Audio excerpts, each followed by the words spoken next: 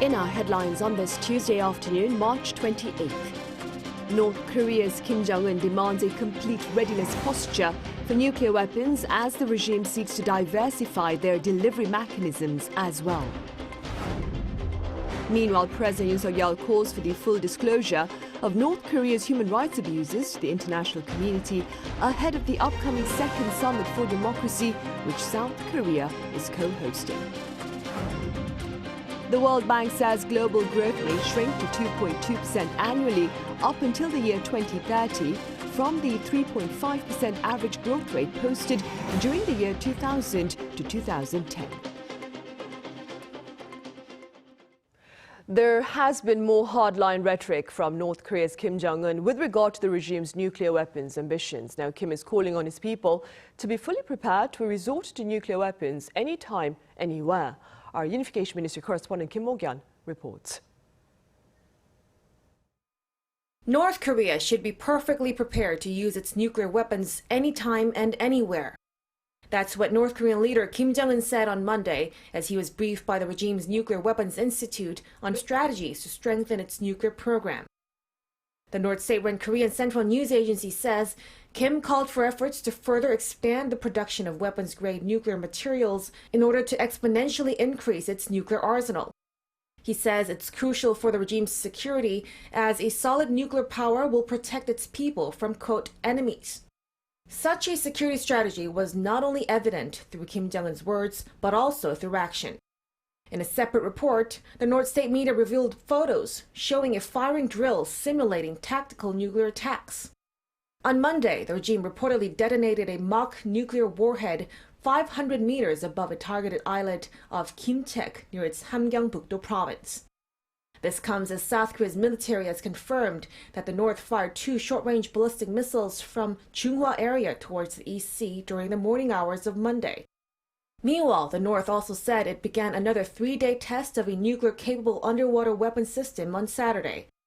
It says the Hail-1 type underwater nuclear attack drone traveled along a 600-kilometer oval-shaped course in the East Sea for 41 hours and 27 minutes, and its test warhead was detonated underwater. But in contrary to the North's claim that the warhead accurately and successfully detonated under the sea, South Korea's Joint Chief of Staff says such claims seem to be exaggerated and manipulated, adding that the regime's underwater weapons capabilities are still seen to be in the developing phase. Kim Jongun, Arirang News. Meanwhile, in a show of solidarity for its ally South Korea amid North Korea's rampant missile provocations, the U.S. has dispatched a nuclear-powered aircraft carrier into the southern port city of Busan. Now, ahead of its arrival on this Tuesday, the Nimitz carrier and its strike group conducted drills with South Korean warships back on Monday in waters south of the Korean peninsula. Also, early Monday morning, North Korea fired 2 short-range ballistic missiles into the East Sea in a display of defiance amid the deployment of the U.S. aircraft carrier.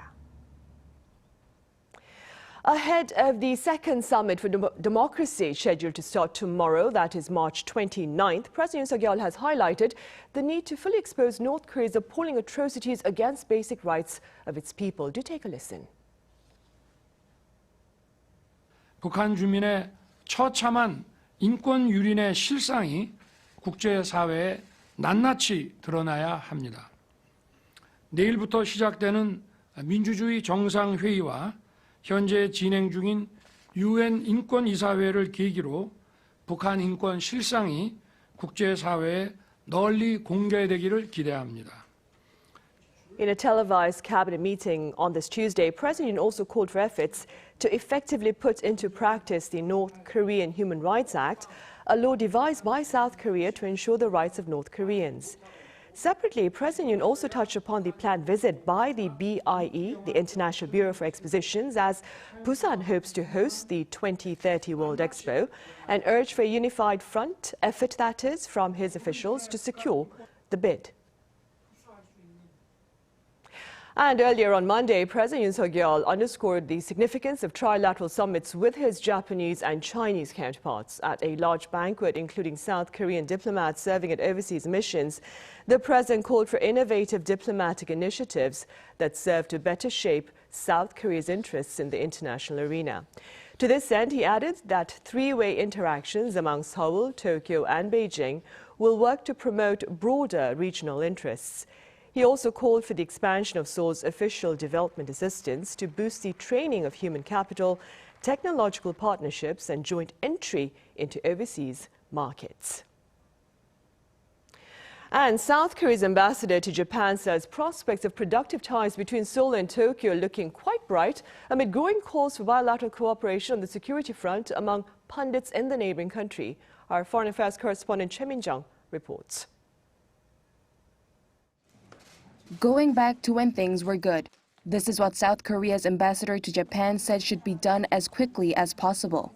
Speaking at a press briefing in Seoul on Monday, the envoy said the recent Seoul-Tokyo summit has become the stepping stone in warming up the two countries' icy relations.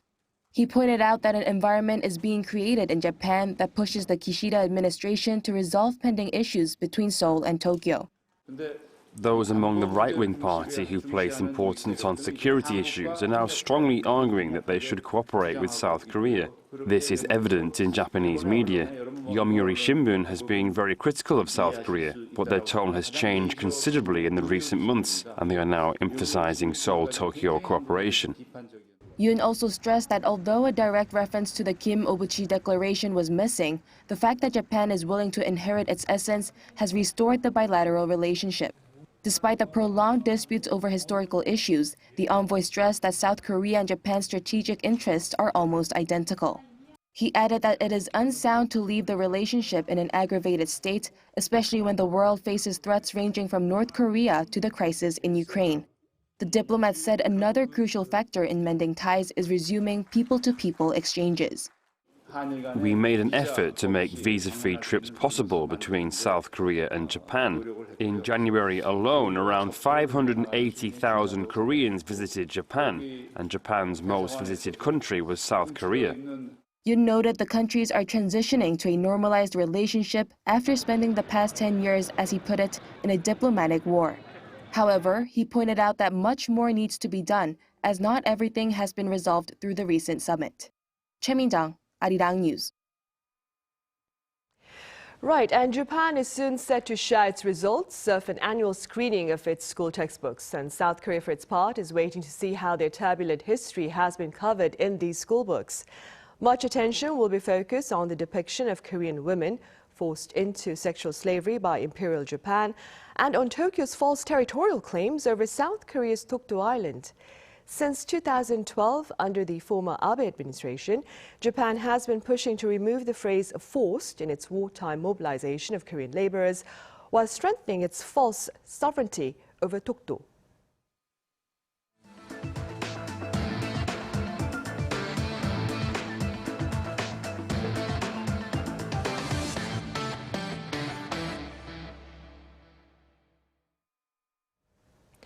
The global economy may be looking ahead to a lost decade of growth. Now, this is according to the World Bank, whose pundits predict global growth to plunge to 2.2% annually up until the year 2030. Our Yoon explains.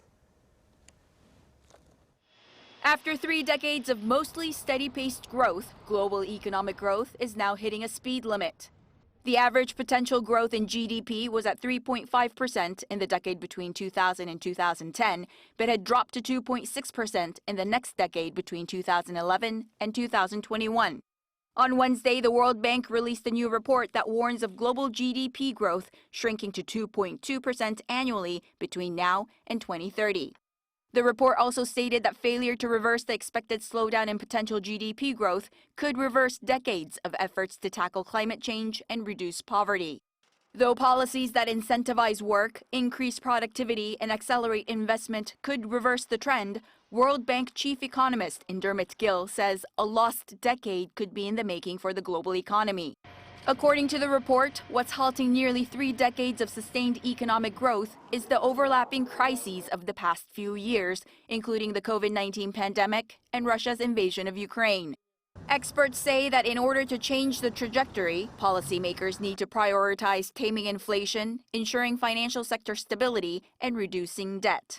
Also, promoting climate-friendly investments could add a 0.3 percentage point to annual potential growth. Yoon, Arirang News. In other news, a North Carolina lender, which according to U.S. industry insiders has a history of buying failed banks, has taken over the reins of Silicon Valley Bank. Our Shin Ha-young has more on this latest acquisition by First Citizens Bank. Silicon Valley Bank, the tech-heavy lender that collapsed earlier this month, is now operating under a new owner.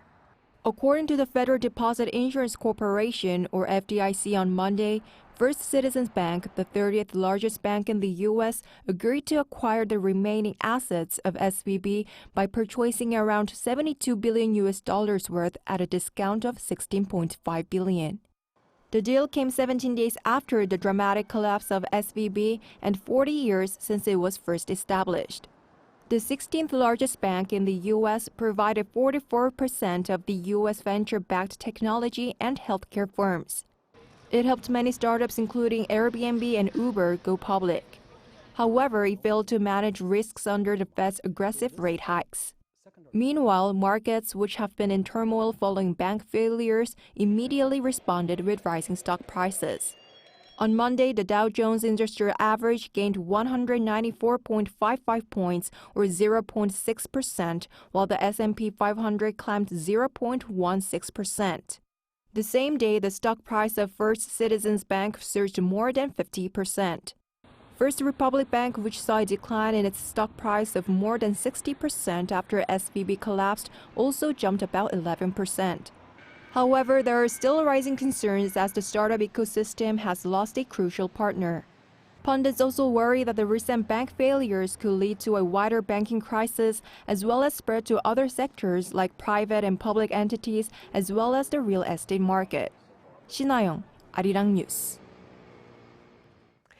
And back here at home, retail sales rose in February compared to a year earlier amid the presence of Omicron. Now, that's according to data by the Trade Ministry that showed sales surged by 7.9% on year, from some $9.3 billion to $10 billion. Offline sales jumped 8%, with the clothing and sports sectors rising by 16.2% and 17.4% on year, respectively, as more people ventured outdoors given the ease in pandemic restrictions. As for online sales, those for services soared 19.8% on the back of greater international travel. Efforts by South Korean authorities to extradite crypto fugitive Kwon Do-hyung, also known as Do Kwon, from Montenegro, have been challenged by officials there who say Kwon will be staying put to face forgery charges first. Our Lee Seung-jae has more. South Korea, Singapore, and the United States have one thing in common. They all want to extradite disgraced Terraforms Labs CEO Do Kwon and punish him in their respective countries. However, authorities in Montenegro, where Kwon was arrested, have other plans. They want to first punish him for the fake Costa Rican and Belgian passports found on Kwon, which led to his arrest. Prosecutors in Montenegro last Friday successfully extended Kwon's period of detention, which was set to expire from 72 hours to up to 30 days. Authorities in Montenegro stressed that no country will be getting their hands on Do Kwon during this time, or without him being brought to trial first. And this may be just one of the many ways that extradition plans for Do Kwon may be delayed. Kwon and his lawyers are expected to appeal the detention period extension decision. Even if the appeal does not go through and he goes on trial for the passport forgery allegations, it's expected to take a long time before a final ruling is handed down. So what's behind the disgraced crypto CEO's plans to delay the extradition process and stay in Montenegro for as long as possible? Currently, Do Kwon faces a minimum of 3 months and a maximum of up to 5 years in prison in Montenegro if found guilty. But if he's put on trial in South Korea, Singapore, or the United States, he faces far longer prison sentences. However, for now, Kwon is at the mercy of Montenegro's justice system, and with no extradition treaty in place with South Korea or the U.S., it may be some time before justice is handed down by either of those countries. Lee Seung-jae, Arirang News.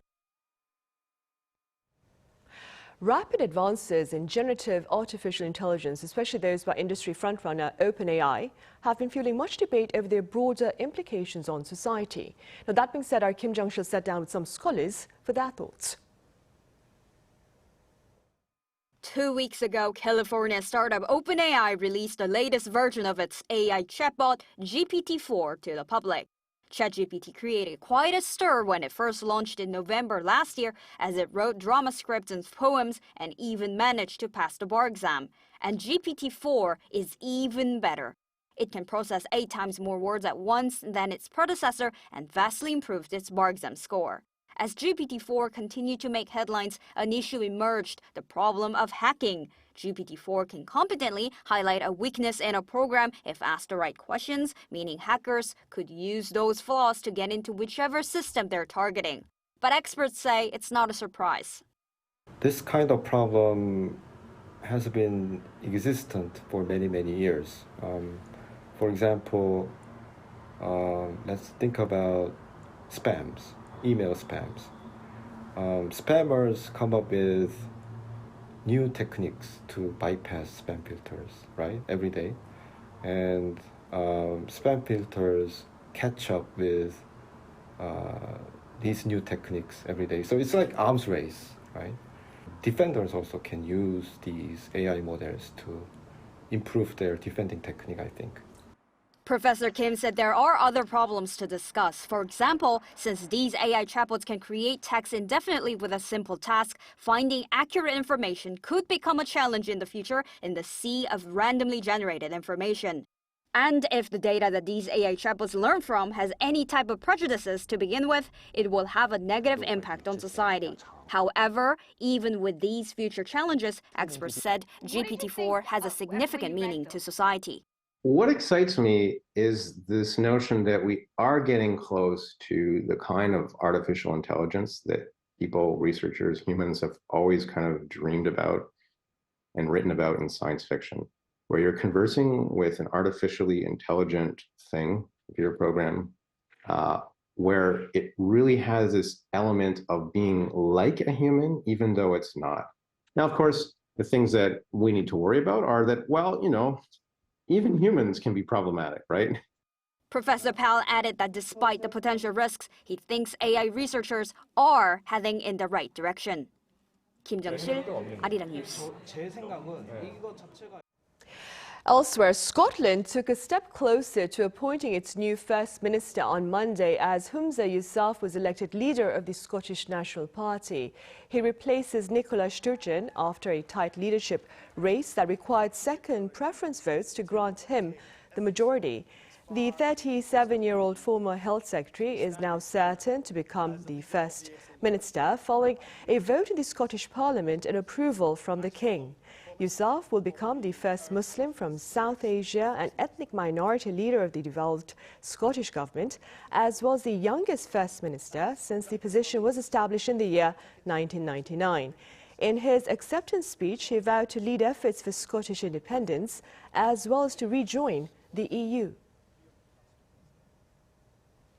On the entertainment front, BTS's Jimin is seeing success in his solo career. According to the group's agency Hybe on Tuesday, Like Crazy, the title song for his first solo album Face, topped global music platform Spotify's daily global top 50 chart for Sunday with over 6 million streams. Now this comes just 2 days after the song debuted at number 2 on the day of its release last Friday. Over in Japan, Face set on top of the Oricon Weekly Albums ranking for the week between March 20th to the 26th by selling 225,000 copies.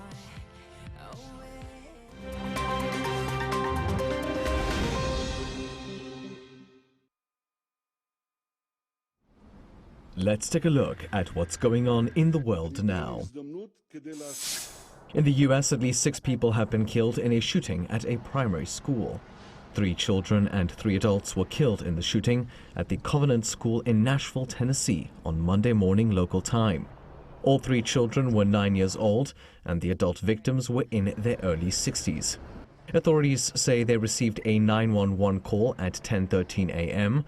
after a 28-year-old transgender woman armed with 2 assault-style rifles and a handgun entered the premises and began firing. 14 minutes later, the shooter was dead, shot by police officers. It's believed she was once a student at the school. While the motive is still under investigation, police have found a manifesto and a detailed map of the school in a car that was parked nearby. Following the tragedy, U.S. President Joe Biden asked Congress to pass an assault weapons ban, adding that cases of gun violence are ripping communities apart. Turning over to Ukraine, as the war-torn country has received its first delivery of armored vehicles from the West. Confirmed on Monday, the deliveries include 18 Leopard 2 battle tanks and 40 Marders from Germany, as well as 14 of the UK's Challenger 2 tanks. This on top of armored vehicles from the United States, including Strykers and Cougars. Norway has also said that it sent 8 of its own Leopard 2 tanks. So far, Ukraine has received a number of armored vehicles from other allies, including Poland. Another 31 advanced M1A2 Abrams tanks from the US are also expected to arrive in the fall this year.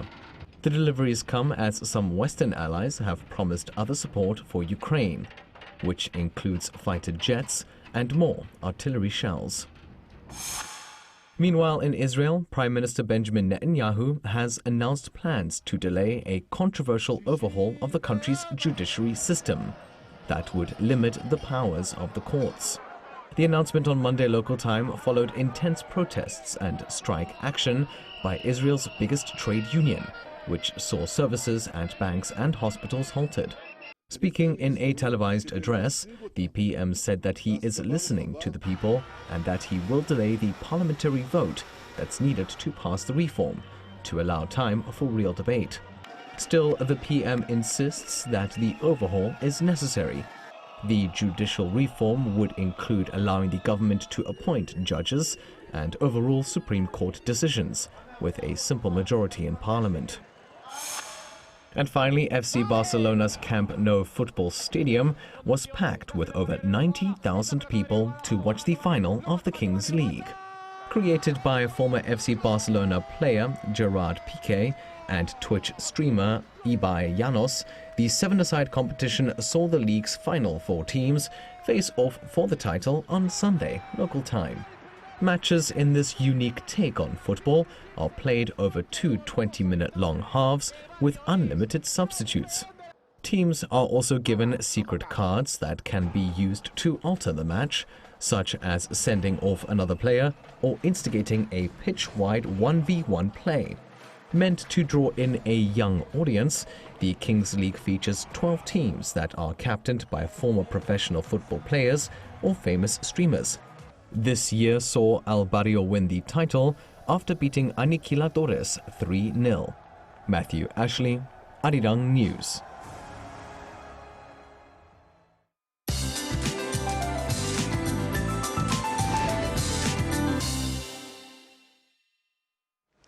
Good afternoon. After a chilly start, some of the central inland regions saw frost this morning with sub-zero temperatures. But warm southwesterly winds this afternoon elevated the readings into the mid to upper teens across much of Korea. That also means dust levels are high today, mainly in western parts of the country again. Ultrafine dust levels remain bad all day in the capital Chungcheongdo and Jeollabuk-do provinces, so please have a face mask that can filter dust today. Afternoon highs are 1 to 3 degrees higher than yesterday in the upper teens in southern parts of the country. Meanwhile, dry air in central inland regions shows no sign of easing up. A dry and sunny day continues with a similar smooth pattern in store throughout the week.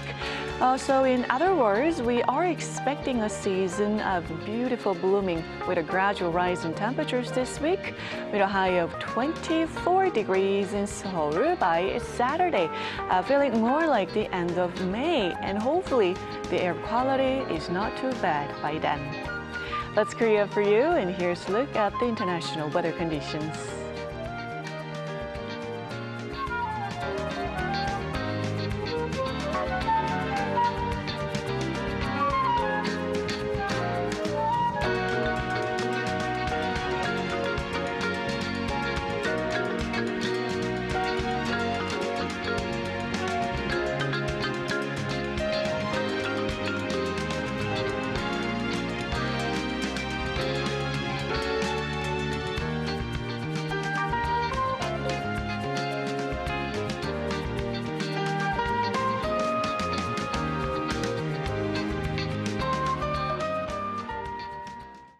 That ends Tuesday's afternoon newscast. We return with our panel session right after this break, so do stay with us.